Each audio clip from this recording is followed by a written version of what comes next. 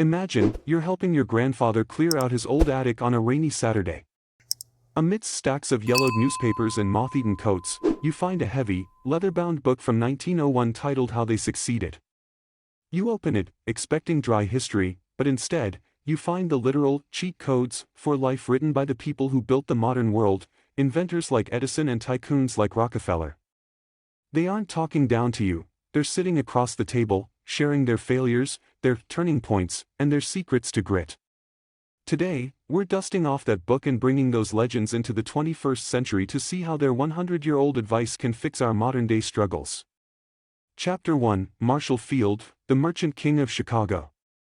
Meet Leo, a guy who starts a small online shop. While his friends are spending their first profits on fancy dinners and new cars, Leo keeps every cent in a separate account. He refuses to buy inventory on credit, only purchasing what he can pay for in cash. When a market dip hits and his competitors are drowning in debt, Leo is the only one left standing because he respected his cash basis. Introduction: Marshall Field was the man who turned Chicago into a retail powerhouse. He didn't start with a silver spoon. He started with a determination not to remain poor. Field's success was built on three pillars: persistence, good judgment, and a strict cash system. He famously lost $3.5 million in the Great Chicago Fire of 1871 but didn't let it crush him. He believed that every customer must feel secure in their purchase, meaning honesty was his best marketing tool. He worked reasonable hours but gave close attention during those hours, proving that it's not about how long you work, but how focused you are. Field showed that a slow-growing, honest business built on a cash-only foundation is more resilient than a fast, debt-fueled one. Master your finances by avoiding debt and build trust by never misrepresenting your goods.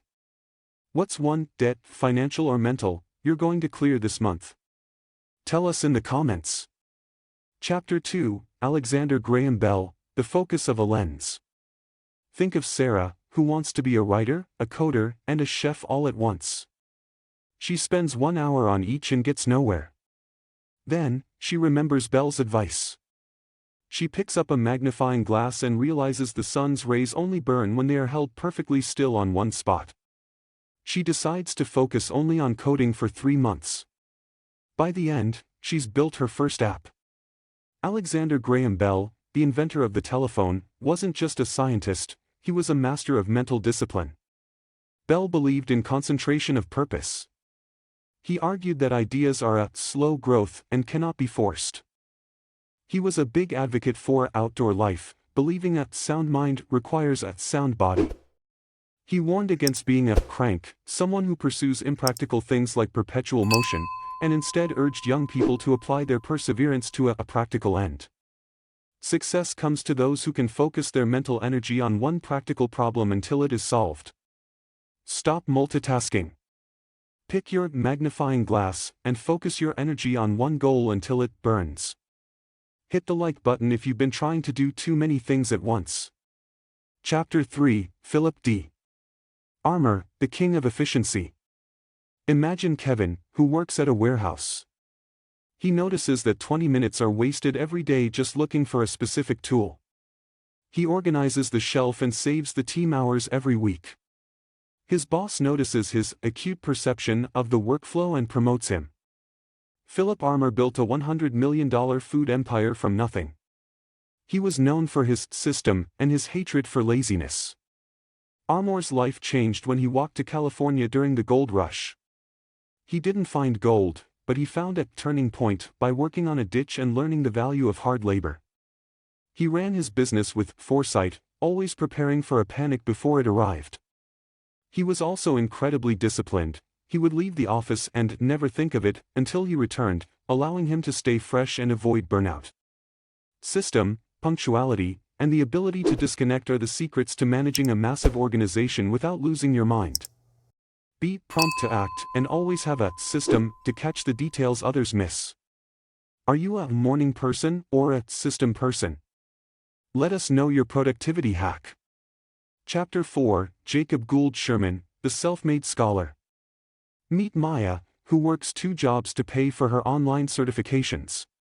She doesn't have a mentor or a loan.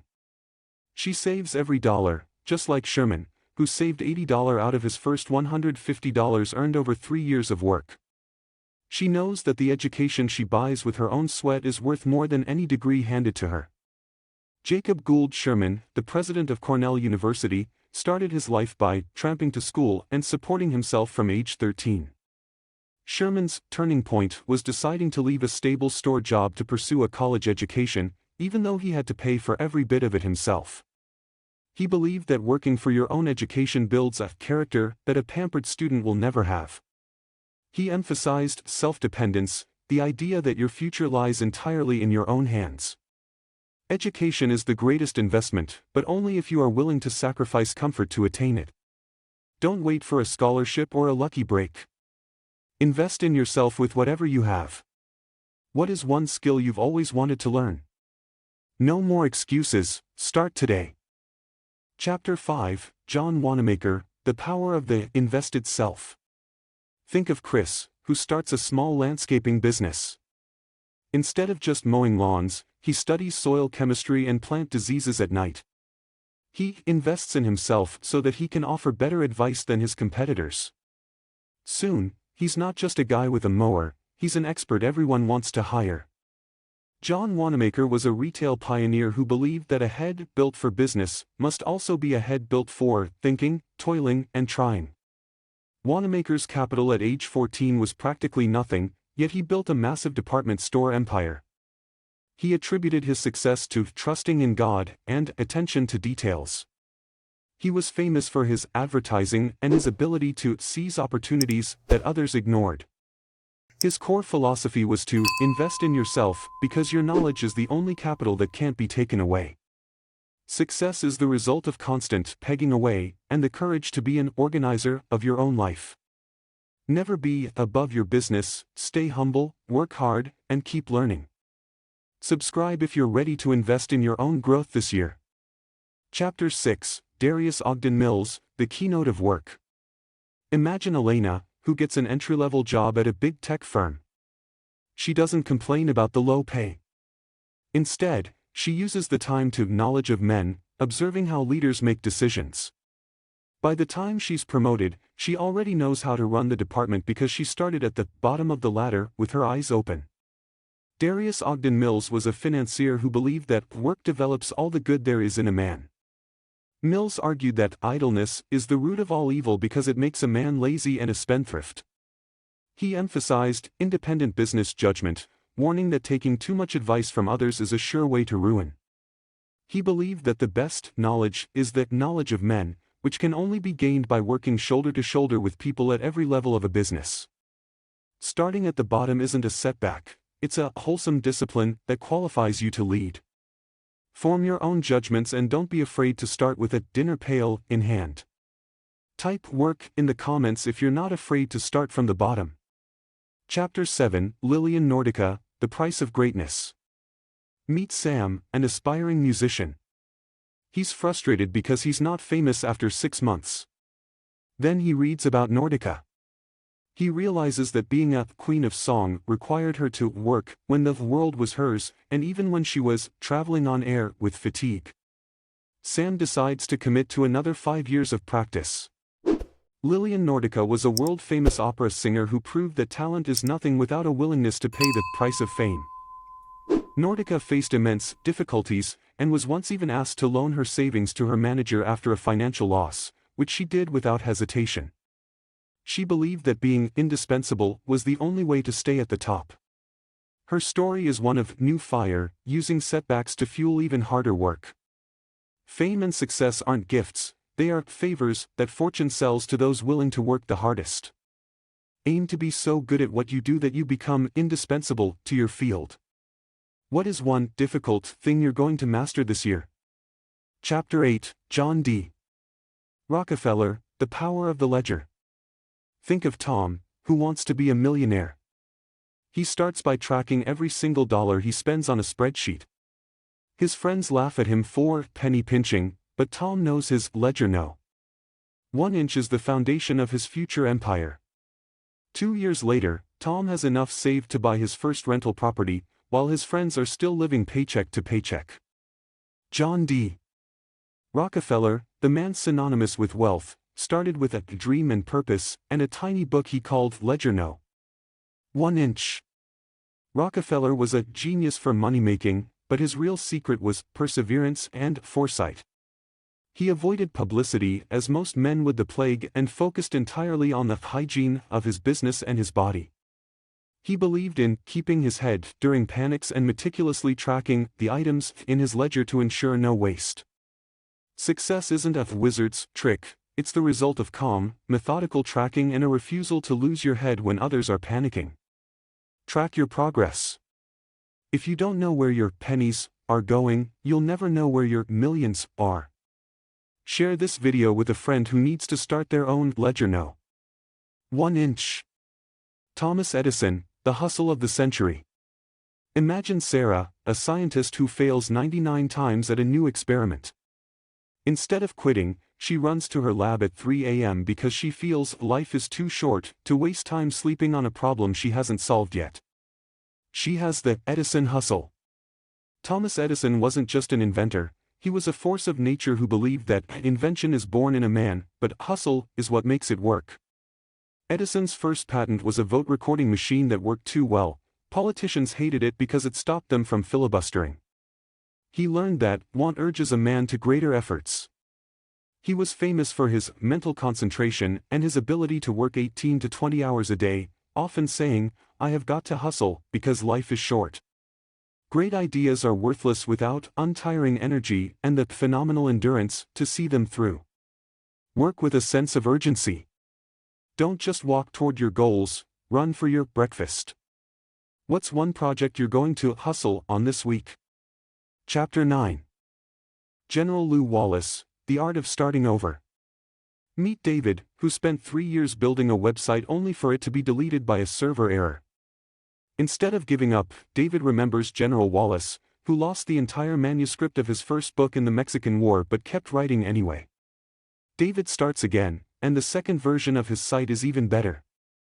General Lew Wallace, the author of Ben-Hur, was a man of irregular schooling but insatiable curiosity. Wallace loved history and literature, often hiding in the woods to read Plutarch while others were in school. He believed in self-education through reading and showed incredible persistence after losing his work in the war. He proved that regularity of work is an avenue of success, even for those with a shifting fancy.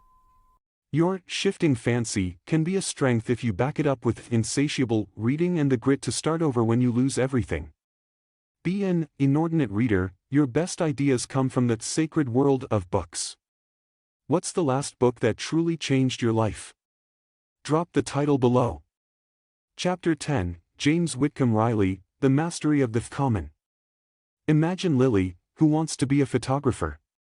Instead of traveling to Paris, she takes stunning photos of the common life in her small town, the rusty tractors, the local baker, the kids playing in the rain. People love her work because it's natural and relatable, just like Riley's poetry. James Whitcomb Riley, the Hoosier poet, spent 20 years facing rejected manuscripts before he became a household name. Riley had no formal literary ambition at first, he just wanted something to read that he actually liked. He was a strolling sign painter and patent medicine peddler who learned the Freemasonry of poverty. His success came from depicting everyday life and making the world akin through his simple, heartfelt words.